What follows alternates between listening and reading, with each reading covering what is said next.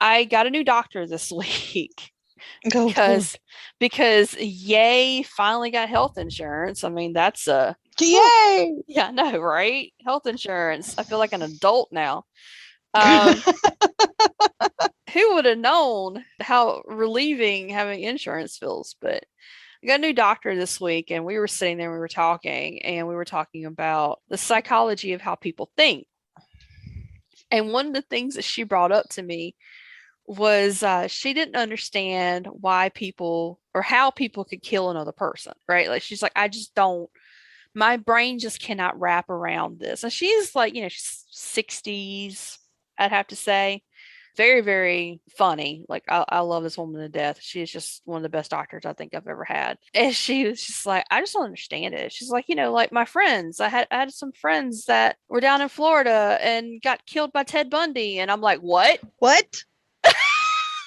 I was like, excuse me? You can't just drop that bomb on someone, Doc. You gotta hold on, rewind. I was like, wait, hold up. Give me, that hold up meme? Yeah, Yeah, hold up. the hold up meme, that was me. I was like, wait, repeat that. She's like, yeah, I had some friends that were down in Florida, and two of them were the victims of Ted Bundy when he went on his spree in Florida. I Well, was like, shit. what the fuck? You Like, can't just drop Ted Bundy on someone and expect them not to be like, excuse me? I was like, what? What the hell? I'm missing. What am I missing here? Because this is the okay. Start over. I had to hear the whole story.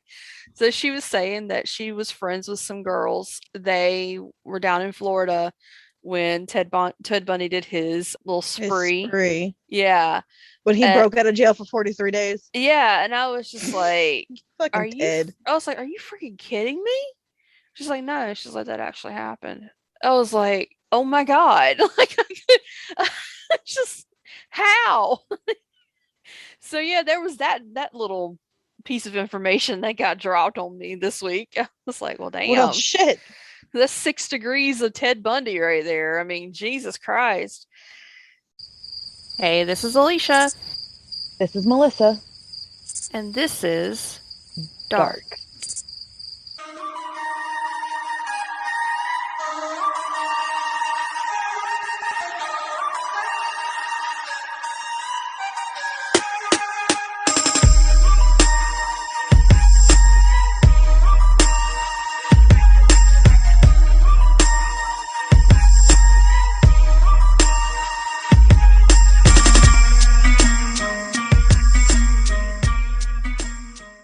Hello. Hi, hi. Hi, hi. Hi, hi. Hi, hi. Oh man. I agree. It has been a morning. But Yep. so more than I do. So I mean, there's that.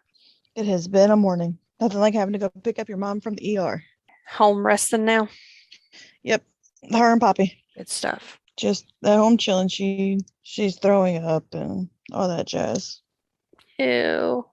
Yeah, she's got a bug. They gave her some fluids and all that. Yeah. It's going around.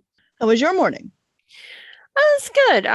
We decided not to go to Bojangles today. Yeah, I know. It was weird. Travis woke up and he's like, I don't want Bojangles. I was like, well, then what do you want then? And he's like, I don't know. He's like, I just don't want Bojangles. I was like, okay, so we'll go to Eggs Up Grill, which we haven't been to before. I don't know if you guys have them up there or not. Mm-mm. Well, let's see here. I got the corned beef eggs Benedict. You do love a good eggs Benedict. I do love a good eggs Benedict. I fell in love with it in Colorado. I need to make me another one again. I just can't remember what was in that one though. And I don't What? remember the hotel that I stayed at. Oh, yeah, no, I couldn't tell you. I can't remember. I just remember trying to figure out how to poach an egg, and that in itself was No. that was an experience. I didn't realize that you had to use white vinegar for some strange reason. It has to be white vinegar and you have to spin the water. Yeah, see, I didn't know all that, and when I first started making them, and I just completely screwed it up. Now I know it better. Oh man, You want to tell everybody about your fun experience the other Okay, day? so fuck them kids. Um, my next topic was going to be the black-eyed kid, but I started doing research on them, and I started getting like more and more anxious the more I read about them. And I was burning a CD of the pictures we took that day, and sure as shit, out the corner of my eye, I look over. There's these two kids standing at the window. They look up. They got black eyes. I'm like, okay, no, not doing that again. So black eyed kids is not gonna happen. If it does, it's gonna be way in the future. I don't think I can do it right now. I think that was their way of saying no, not now, child. Not now. Yeah, probably not a good idea. No, fuck them kids. Although I will say that after you told me the story, it's like every podcast that I've been listening to has done a story on them, or they've done an update, or they've done a listener's tale that is associated with it, or something. And I'm just like, no, thank Dude, you. No, thank you. they pop up. They'll just pop up. No. And then, of course, I was listening to the And That's Why We Drink podcast, and they were talking about Peggy the doll, Which is on my list. which scares me more so than Robert. Which is also on my list. I've been trying to not think about. Yeah, no. I've been trying not to think about black eyed kids. Because that's now just... every time I go to work, I'm like, are you guys gonna pop up again today? Because it was very true. Like I was sitting there and I had a very strange urge to let them in, and then was like, don't be that person in the horror movie. Yeah. And I looked back and they were just kind of gone. Yeah. And my phone was dead after I listen to podcasts all day, every day when I'm working. I have one in and then I do my work or whatever. My phone's never died, ever. My phone's never died. I start listening to Black Eyed Kid stuff. My phone just drained to zero. I had no phone, and nope, just not gonna do it. Wouldn't be prudent. No. Yeah, I would definitely not for now, because like I just don't think that's a really good thing to do. No, not with it just showing up. Nope. I agree. Fuck them kids. So I have a story for you this week. That your friend Aubrey brought up to you, and you were like, hey, have you ever heard of this? And I was like, no, let me go look at it. And I'm glad that I did, because this is a pretty, I wouldn't say messed up. Okay, yeah, it is kind of messed up. And I know nothing about this. I know absolutely nothing about this. I stopped myself from looking at it. So I could be surprised. We're going to be talking about the missing frog boys of South Korea, which I don't know why they call them the frog boys, because they weren't looking for frogs. They were looking for salamander eggs. I don't get it. But for some reason, they're nicknamed the Missing Frog Boys of South Korea. And it's a very, very sad story. I feel really, really sorry for the families, because they went through some shit that I don't think anybody should have to go through. Let's start on it. The day was March 26th in 1991. Here we go with the March shit again. I know, right? What is it with March? Daegu, South Korea. And I'm going to go ahead and straight up apologize off the bat that if I mispronounce anything, names, locations, what have you, I do apologize. Foreign languages are not my thing. I can't even say bathroom in Spanish correctly without sounding like a redneck hick. Yeah, there's that. Cool. Let's just go ahead and give that off the bat. All right. The really cool thing about this is a subreddit called Unsolved Mysteries, which I love going to, by the way. If you're looking for a good subreddit, that's a good subreddit to go look at. Glitches in the Matrix is another one of my favorite subreddits. If you ever get a chance to go look at those, because it is pretty fucked up. But with this one, like I said, March 26, 1991, for the first time, and I think it was like 20 or 30 years, they were actually having a democratic election. So that was the big news story for the day. Like everybody was so excited, and the kids had off from school, and everybody was just like celebrating because there was this big to do in South Korea. And so the kids loves they all did things together. They were like in their taekwondo classes together. They went to school together. The parents knew each other. This like a tight knit community that lived in the base of a mountain towards I'm gonna say this name and I must probably butcher it, but it's Mount Waryong. Okay. And Mount Waryong is where they would go and play a lot, and it also happens to be right near a military facility for the South Korean Army. So keep that in mind because that's going to come up later on. These kids told their parents they were going to go out and they were going to go egg hunting, salamander egg hunting. There were originally 6 of them, but one of the kids decided that he didn't eat breakfast that morning and he was starving. So that basically saved his life, essentially. He went home and ate food, and his friends went off to play. Now, the thing is, okay, so here it is. This is the reason why they did it. I was trying to figure out why did they call them frog boys when they're looking for salamanders. According to the subreddit, when the boys went missing, news stations reported about their disappearance and they swapped salamander eggs for frog eggs because most Korean people weren't familiar with salamanders. Gotcha. Okay, that makes more sense now. I was like, why are they calling them frog boys? They're looking for salamanders. Okay, so there were 5 boys. There was Chio Wan Woo, who was 13, Ho Yeon Jo, who was 12, Yeong Gu Kim, who was 11, Chan In Park was 10, and John Sik Kim, who was 9. And I do apologize again if I butchered any of those names. I am so sorry. But they all decided that they were going to go and do this and have fun. And like I said, some of the boys just went in and they ran into like their house and they were like, hey, we'll be back later. We're going to go have some fun, salamander hunting. And before the parents could even really say, hey, don't go, or hey, have fun, or be careful, they were out the door, right? Mm-hmm. So they went to this mountain with like tin cans and stuff to keep the salamander eggs in. And one of the older brothers of one of the kids had actually seen them, and he told them, hey, we're going to go salamander hunting. And he's like, okay, have fun. And so the thing is, there's a lot of mishandling in this story.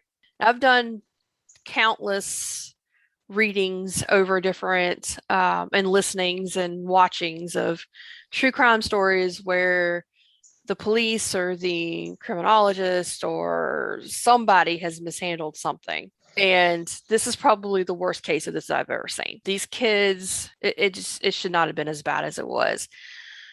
So around late afternoon, the parents started to realize that their kids weren't home yet, which was, somewhat unusual, but not too unusual because a lot of times they'll either be at each other's houses or they could be going somewhere, whatever. But they started to get really concerned. Once they realized that none of the other parents, like all the parents kind of started connecting with each other and they're like, hey, have you seen my son? And they're like, no. Have you seen mine? And they're like, no. And they're like, okay, this is not good. So around 7:30 that night, they called the police, and the police just said, oh, well, they may just be, they might be lost in the mountain. We'll go and send like a small search party to go look for them.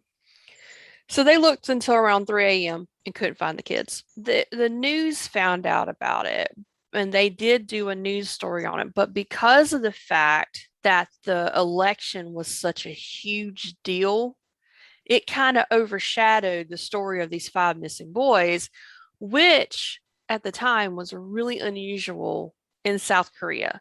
Maybe 1 kid, maybe 2 kids could go missing. But not 5.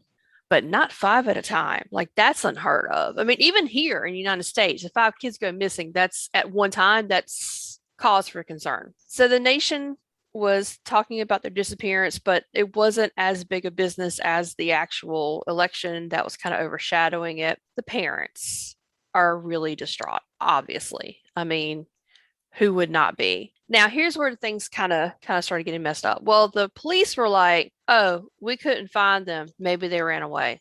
Just off the bat. Yeah, and the parents are like, no, no, these are not kids. They're just going to take off and do whatever they want to do. Like that just doesn't happen. And so the parents were like, no, this is not really cool. And then after that, like all the parents started like pointing the fingers at each other, going like, well, it's your fault that the kids took off. No, it's your fault that the kids took off. And you didn't look after your children, so because you didn't look after your children, our children are missing. And it became like a really kind of, Pointing the fingers at each other. yeah. And then finally they realized this is stupid. We should not be doing this. We should come together because it's not just, it's all of our kids are missing. Kim Haeyeon-do was the father of Young-gu, Gayu, yeah, Young-gayu. I watched a documentary where he was in the documentary, and I felt so bad for this guy because he was just so distraught. Even after all this time, he still feels, this sorrow of the kids going missing. Oh yeah, your kid's missing. Right, exactly. Like I just felt bad for all the fathers who got interviewed. And I'm gonna tell you about what happened to some of them because it's just all around sad. Um, so Kim Haeyeon-do had a dream the night that his kids went missing that his son was like standing like right outside the door and he saw him and he went to go run after him and he just disappeared into the street and he never saw his kid again. Oh, Yeah, like that tore me apart. So keep in mind again, this is in March. So this is March 26, 1991. And so days start going by. Days turn into weeks. The South Korean police are not doing anything. The Daegu police are not doing anything because they just kept saying, "Oh, well, they just ran off," or they're runaways, or if they want to come home, they'll come home. And on May 4th, okay, keep this in mind. By May 4th, the kids still haven't come back. And so the parents are like pleading with, the news outlets, trying to, plead with newspapers to say, hey, this is our kids. We know for a fact they did not run away. And the police were still trying to say that they were runaways, even though the parents were like, no, this is not the case. And so the father, the one that I was talking about, Kim Haeyeon-do, the one that was the main kind of proponent of trying to get the word out, he was like, no, this is not the case. Our kids would not run away like this. This is, you've got to really look into this. So they ended up doing a live broadcast from the elementary school that the kids attended. It was considered a rare nationwide news broadcast because a lot of times when things like this happen, it didn't really get the national attention. It would kind of just stay focused. But again, 5 kids went missing. Yeah. And since 5 kids went missing, this is kind of a big deal for them. It did get some attention. And in the middle of the newscast, they suddenly got a phone call. And the call was very short, but said that it was Jong Sik sobbing and asking for his mother, one of the kids that was missing. Oh no. So everybody was like, oh my gosh, they're alive. Like, where are they? We got to go look for them. This is a big deal. We've got to find it. And we got to find out where this call came from. We got to find them. And come to find out, it was I don't understand why people do stuff like that. I truly don't. Yeah, and the interesting thing is, like, I was listening to a podcast last week, and I can't remember what the story was, but it was the same situation where somebody had a missing child, and then somebody called in, and they're like, "Oh, I know where this person is. If you want to see him alive, blah blah blah," and kind of find out that's just sick. It was a hoax as well. That's just sick.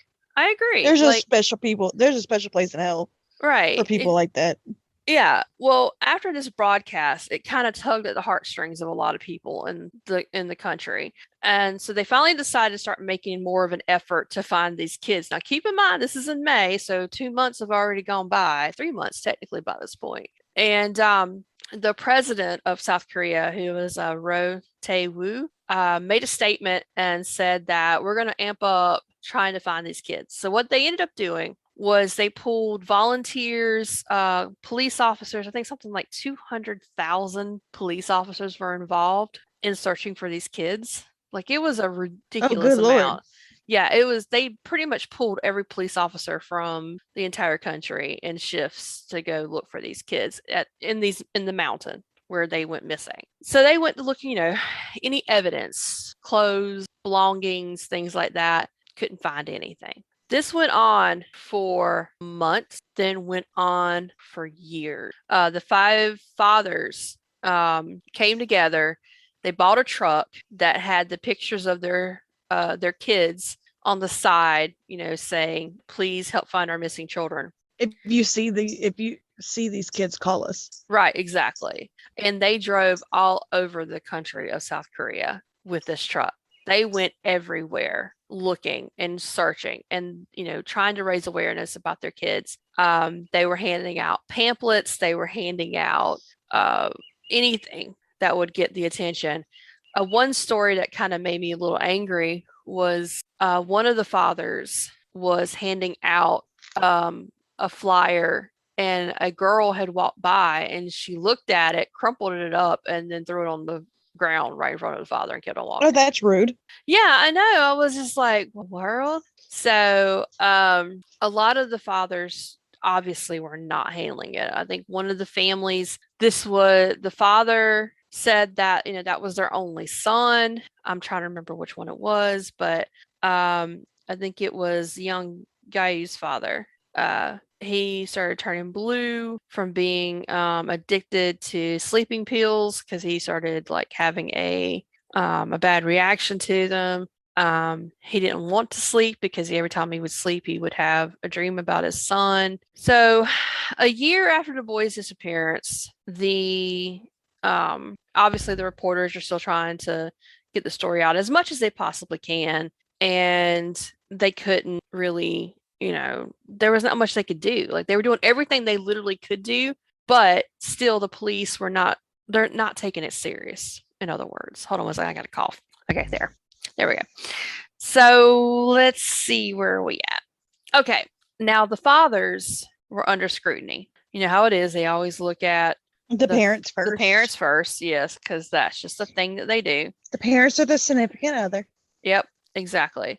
Now, again, like I said, this is near the facility of the ROK Army 50th Infantry Division and their shooting range. Most of it was searched when the boys went missing. They took up going around the military base, asking questions, and the military base refused to have anything to do with it because what they said was that there was nobody on the shooting range because it was a national holiday because of the elections. So there should be no connection there because there should be nobody there. What they didn't say was just because it was an election day and normal non-officers would not be at the shooting range, the officers could be at the shooting range even though it's a holiday. Oh, so they're just leaving shit out. Right. So a lot of people speculate that the South Korean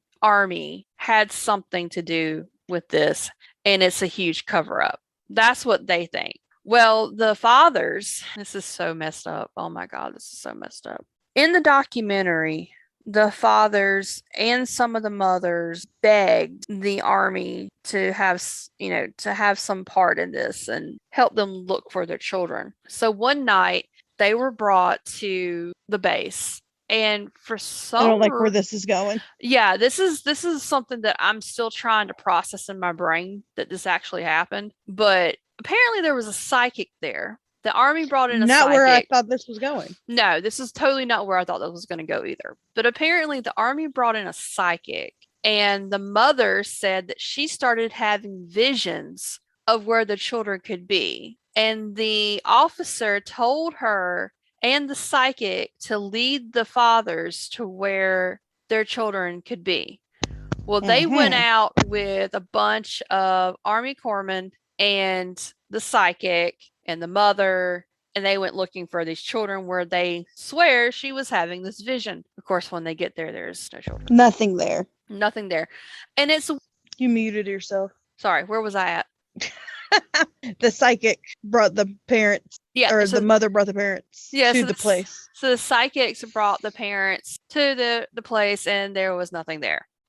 I don't understand why this was a thing that happened, but apparently it was a thing that happened, and it was in the documentary. So I mean, and one of the fathers was telling the story. So I don't know, like I don't understand that whole point. I guess it was their way, like the army's way of like, Here, let me help you with this, but it's not really helping you at all. exactly, exactly. Well, unfortunately, after the years of everything that's been going on, it's bringing unwanted attention. And the unwanted attention came from a man by the name of Kim Gai Won. Kim Gai Won was a criminal psychologist from South Korea who had been studying in the United States. And he claimed that the children were buried in John Silk's house because his father couldn't account for the first 3 hours on the day that the children went missing.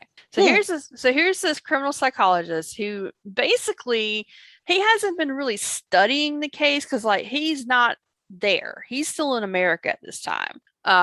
And he's like, well, I know for a fact that John Silk's dad did it because he can't account for the first 3 hours that they went missing. And what he did That was doesn't mean anything. right. Well, he convinced the uh South Korean police that he knew what he was talking about, that Jong Suk's father was responsible for this, and that they needed to check the ground in and outside of his house because he buried the kids there. They used an excavator. They went into his house. They dug up the floors. They dug up the ground around his house. And this poor man is just standing there like, I have nothing to do with this. Why are you destroying my house? I've already lost my son, and here you are destroying my house. And all the fathers were like, he didn't do this. We know for a fact he didn't do this because for months and months they rode around together in this caravan with that truck, and they were staying in hotels. They were spending time together. They all quit their jobs. Like they knew for a fact that this guy did not do this. And people were like, how could he have buried 5 kids in 3 hours? That was what I was about to ask. That's a lot. Well, the media was there. The media was filming it. They completely ruined his house. And of course, obviously, he's super distraught. He's so angry. Well, yeah, his son's missing and they fucked up his house. Right. Well, so when they realized that they weren't finding anything, this Kim Ga Won guy decided that he was going to try to run away, like literally running away from the scene. Oh, sweet Lord. And people were yelling. Don't tell me he turned and ran tail. He did literally turn and ran tail. Like he was trying to get out of the crowds, and everybody was like, no, don't let him out. No. Don't let him go. So they ended up taking him to the police station for his own safety, and they ended up making him apologize to the father face to face on camera in front of everybody. That's how you do it. And hopefully he lost all his credibility from that point on. Well, yeah, you falsely accused the father of burying 5 kids. Yeah, exactly. Well, he got real sick afterwards because of all the stress and everything, and he ended up dying of liver cancer 5 years later. Oh, well, shit. Yeah. Well, let's talk about what ended up happening. So a year after his death, now I want you to keep in mind, he was the father that had the only son. So this poor mother not only loses her son, but loses her husband also. Mm-hmm. Well, a year after his death, and 11 years after the boys had disappeared, finally on September 26, 2002, their remains were found on the mountain. Now, here's the thing. This mountain had been searched over and over and over again for years by thousands of different people and were never found until this one particular hiker came walking through it and found it. Only a couple of kilometers from their village. Don't be suspicious. That's the thing. Like, how did that happen? And not only did they find them, they were all tangled together. It was weird. Like, tangled. Yeah, like, in other words, they were all kind of linked together. and like tied together by their clothing. Hmm. So when they died, they all died in like a clump. Okay. Yeah.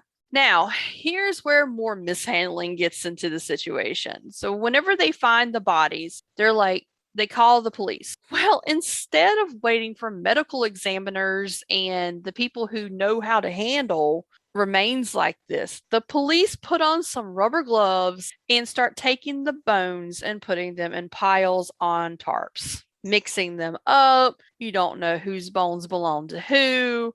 Oh, Like, sweet Lord. yeah, it was A ridiculous. hot mess. A total hot mess. The one way that they were able to identify some of the kids and which remains were which was based on the clothing that was still attached. One of the kids had braces on his teeth, so they were able to determine which child that was based on that.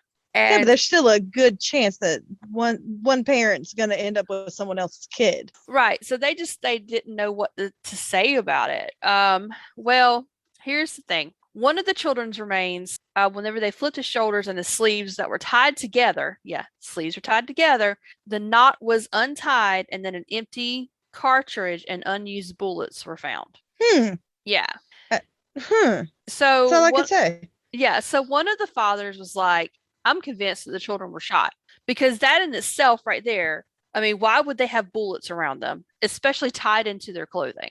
Like that is really weird." The police finally called a forensic scientist in. Oh, thank Um, God.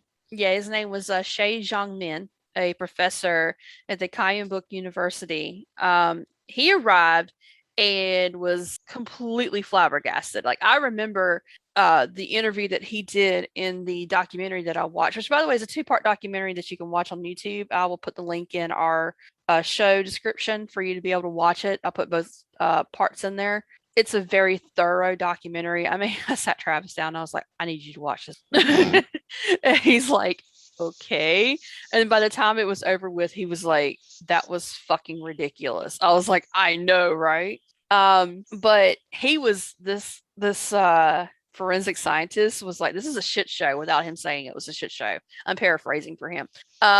He said that the police weren't specialists in excavating dead bodies. They just dug out whatever they could find. They didn't know any better. He said the police were organizing the long bones and skulls together, which was ridiculous. An expert would have arranged the bones together as one complete body. So for around 2 to 3 hours, the police were making mistakes. So they were putting like femurs together, Right. humeruses together, skulls together, hands Ex- together. exactly. They were just putting them in piles like that, just mixing and Oh all my up. God. And he said, how dare they treat the bones like this by arranging them in piles, then call us to look at them and ask us whether this is our child or not. We couldn't do anything. We became so angry, said one of the fathers.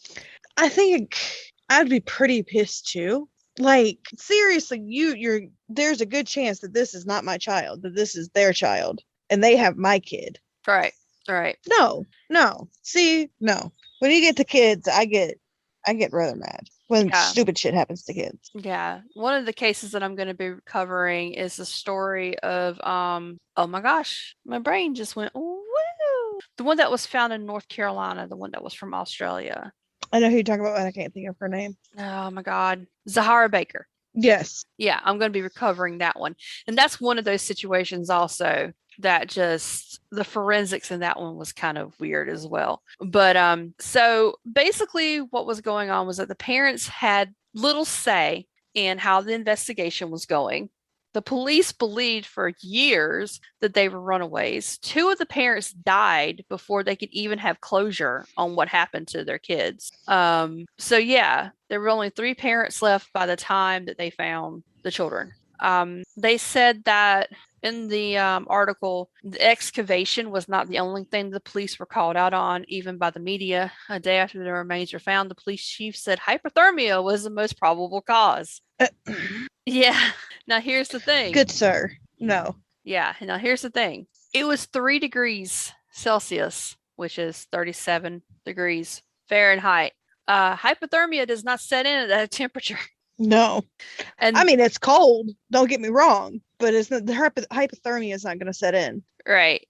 Now, they said that he told the journalist the lowest temperature recorded at that time was 3 degrees Celsius, but when it rains in the morning, the wind chill factor would have lowered the temperature and the bodies were huddled together. But here's the thing, whenever they actually started to look at the bone of the children, they found holes in all the skulls. So they were shot. Well, that's the thing. So they were like, okay, so here's the thing also, when they found the children, they were not on top of dirt. They were underneath the dirt. So if a child dies naturally on top of a ground, there may be a little bit of overgrowth, but no dirt would be on top of the bone. Yeah. So if it was natural death, dirt would not have been there. And also when a corpse, just like what it says on here, that when a corpse is on top of the dirt, it rots or animals come and rip up the body, which means the bones would have been separated, but they were not. So someone had them kids for that long and then just decided, you know what,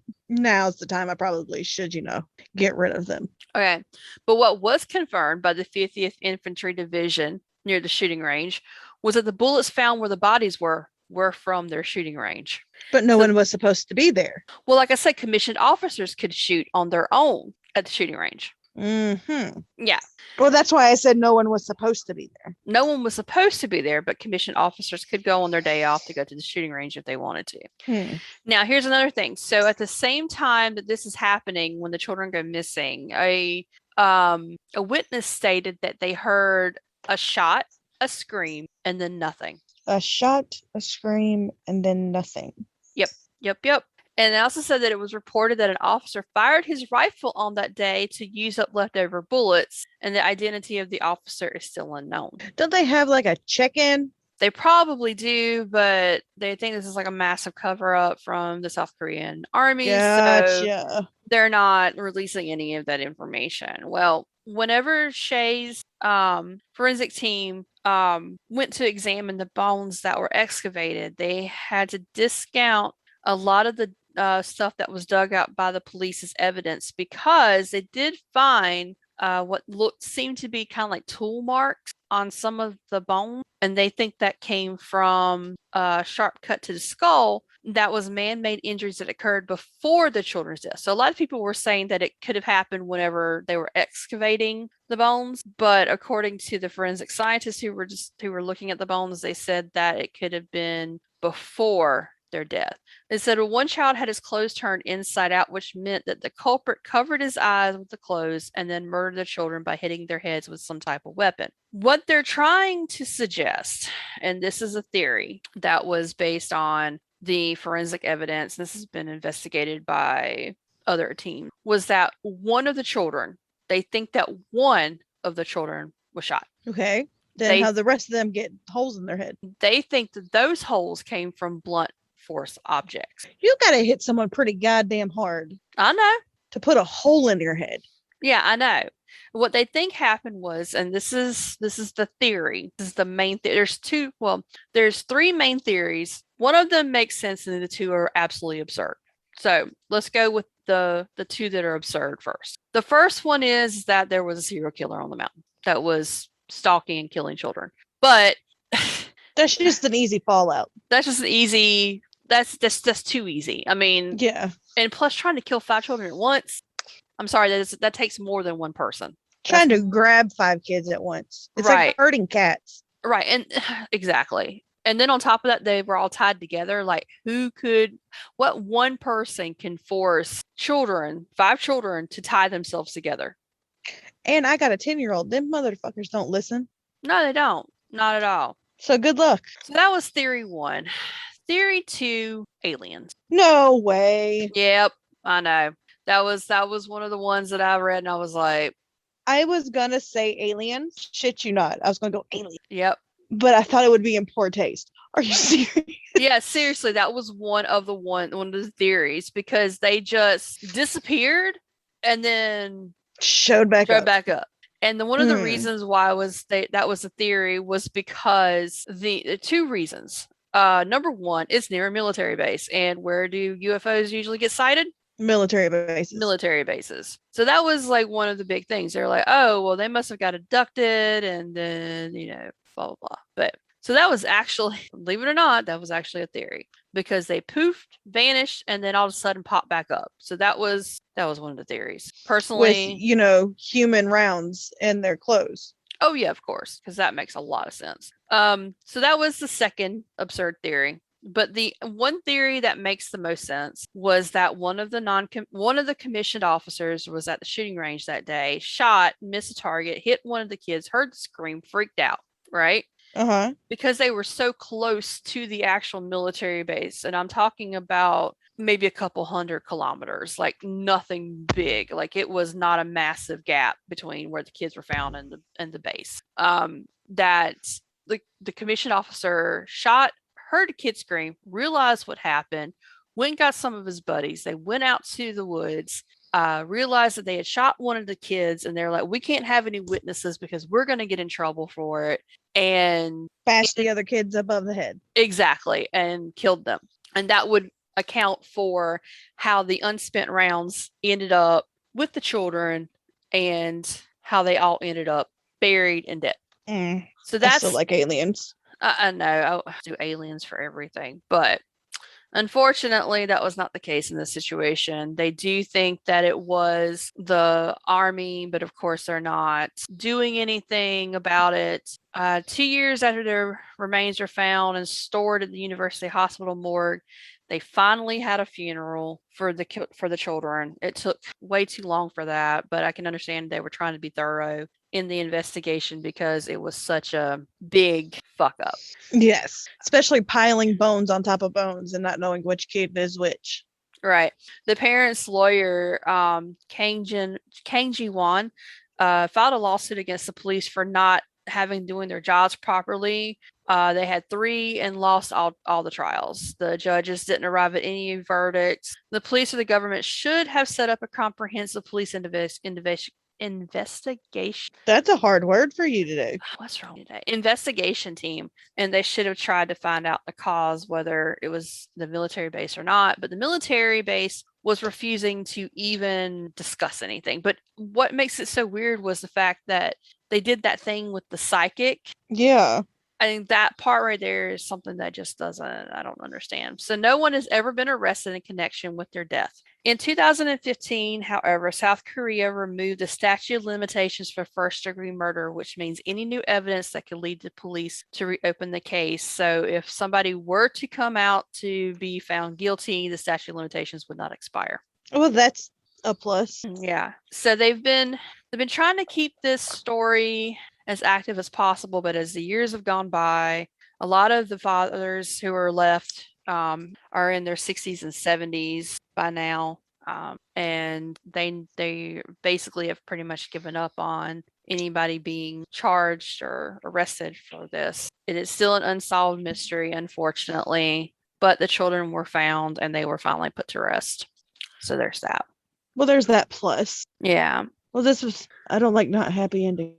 I don't like the fact that it's unsolved either. Like that I don't like that. Yeah, I agree that this was very mishandled. Especially from the get-go when the police were like, oh, well, they were just runaways. So there was the police and they're just runaways. There's the army. Military. And they're like, oh, we don't know what you're talking about. And then you've got, these poor fathers who've gone through a lot. And here comes this forensic psychologist being like, oh, yeah, one of the fathers did it. Without a doubt, he did it. No, it was aliens. Oh, yeah. And then, then of course the mishandling of the bones. And then it's just from start to finish, this was a miscarriage of justice. It was a shit show. Call it what it was. It was a massive shit show. And I felt really bad for the fathers in the interviews. You could tell that, especially for one of the fathers, you could tell that it was just doing him in. Like he was done with life. And he even tried to kill himself because he couldn't handle it anymore. And he was like, but I realized I had another child, I have a wife, and they need me around. So I decided not to go through with it. But it was a tough story to watch, and especially the video of whenever they started digging up the house. And that poor guy, his face was just, he's like, why are y'all doing this? So yeah. Why are you fucking up my house? I didn't kill my kid. Exactly. or his Exactly. friends. Yeah. But it took forever for them to get everything ready, as far as like forensics and stuff. And they've even started the one good thing that came out of this was that the forensic scientists who came in started cataloging touch DNA and stuff like that. Oh, well, good. Someone that actually was doing their job. Yeah. So he was the one. I think he was more upset about everything than anything because he was just like, I should have been the first one called in for this to make sure this was preserved correctly, and he was the last person that was called in. So Well, that good is, jobby. thank you. That is the case of Korea, South Korea's missing frog boys, aka I'm gonna call them the salamander boys because that's what they are. They were looking for salamander. Something so innocent, you know. Yeah, someone so innocent as going to look for salamander eggs turn into what'd you say, 11 years of shit? Yeah, 11 years, and it's been 30 years since it happened. So there's that. I've been alive longer than this has been a case, but not very much longer. I was 6. Yeah, I think I was 11. Yeah, I was 11. Yeah, I was 6. I mean, I was their age. You were. Yeah, I was their age when they went missing. Like, and I remember doing the same thing when I was a kid. I grew up on a farm. I'd go hunting for frogs and, random stuff like that. And my parents, I can't even imagine, but Oh, Lord, no. so I don't know. I'm with the military theory though. Yeah. So, Yeah. As much as I want to say it was aliens, yeah, I know. I always want to say it's aliens. I always want to say it's alien. But unfortunately, in this case, it was not. It was not aliens. I do think it was the military. I do think that there was a big cover up on that one. I mean, it's the one that makes the most sense. And what I would like is to hear from our listeners on what your theory is, and if you agree with Melissa's alien theory, Aliens. It was Or- aliens. or if it was a cover up by the military. So No, I definitely think it was a cover up by the military. Let's be honest. That was a cover up. yeah, I wish it was alien. definitely. There's a lot of people who argue that the military theory is not something that holds up. As they said that if it had been a cover up by the military, the bodies would never have been found. I mean, that's fair. That is a fair assessment on that one. So I don't know. There are some theories that they think it was a serial killer / either like child molester or child predator of some sort. Yeah, but still, taking 5 kids at once. That's That's the thing that That's gets me. Yeah. So I don't know. that's ballsy to try to take 5 kids at once, though. Yeah, agreed. So yeah, that's the story of, like I said, the missing frog boys of South Korea. Thank you, thank you, I'll thank you. clap. Thank you to Aubrey for suggesting this because this is a story I'd never heard of before. Like I had never heard this story before. And then I watched the documentaries on it and I was like, this is crazy, wild. And yeah, so there's that. There's that. Like, how do you end this one? Like, there's that. I mean, I don't know like anything else to say about it because it's just sad. It's an unsolved mystery. It's sad. Yeah. I don't like when it's not wrapped up in a bow. Come to this conclusion today. Yeah. There were some really cool things that I did want to mention towards the end of this. We have moved platforms. So we are now on Anchor, which to me is just been so much easier to work with. There's a lot of really cool things that you can do with your podcast through Anchor. I'm still trying to work out some kinks on how to record straight through it for the both of us because like I said, we've said in the past, I'm in South Carolina, Melissa's in North Carolina, so there's that. But I'm so far very impressed with their platform. Yeah. And as I mentioned beforehand, I was speaking with my doctor on the subject of serial killers and how they become serial killers and the things that they do. So that was a topic that we really sat down and discussed for a while. But she got into like a really big discussion. She's like, "You got a psychology degree, right?" And I'm like, "Yeah." And she's like, "So let me ask you a question. Why do people do these things?" Doc, we could be here all day with this. I was like, "Well, I mean, there's the theory of the frontal lobe injury," and she's like, "What's that?" Oh God. There's So the nature versus nurture thing. yeah, I was like, there's so many theories on reason why people become serial killers. And she's like, I'm gonna need to sit down with you one day and we need to discuss this. I was like, Okay, Doc. okay. So yeah, that was a very interesting tidbit of information that I gathered this week. I was like, I was not expecting that.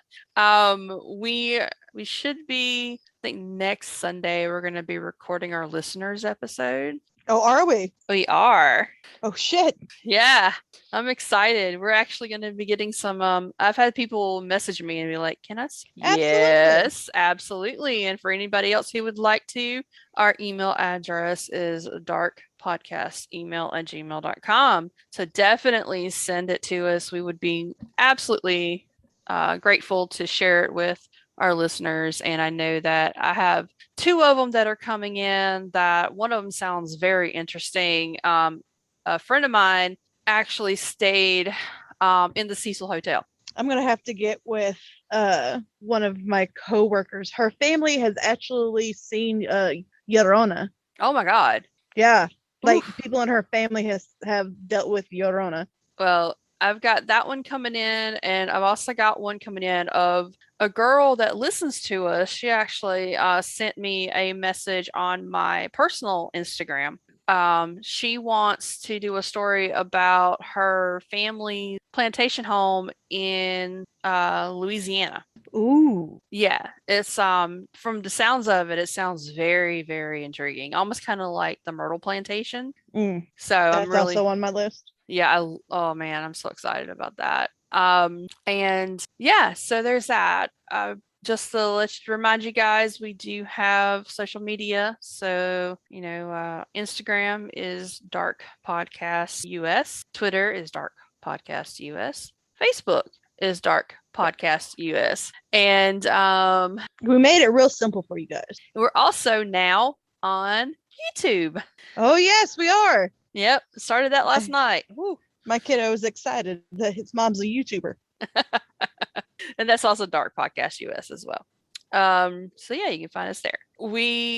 There's no video. I mean, there is video, but it's not like video. It's not us. You won't see us. No, you won't see us. You'll just hear that. You'll have the sound. Audio. Yeah. And so yeah, I think that's pretty much it. Next week, Melissa's gonna have us on board with something spooky and paranormal, as always. Yep, and you don't know what it is because I changed my mind again. Yep. So I'm really excited to hear about what that is. And it's a suggestion from my son. Oh. Yeah, he actually came up. Shout out to Dominic because I told him I would say that. Oh, that he was like, Mom, why don't you do this? And I was like, you know what? That's a damn good idea, kiddo. So yeah, well, shout out to Dom for awesomeness. Props to him because it's actually a really good one. Let's have a wonderful rest of your week, and we will see you guys very soon. And don't forget, stay out of the dark. Bye. Bye.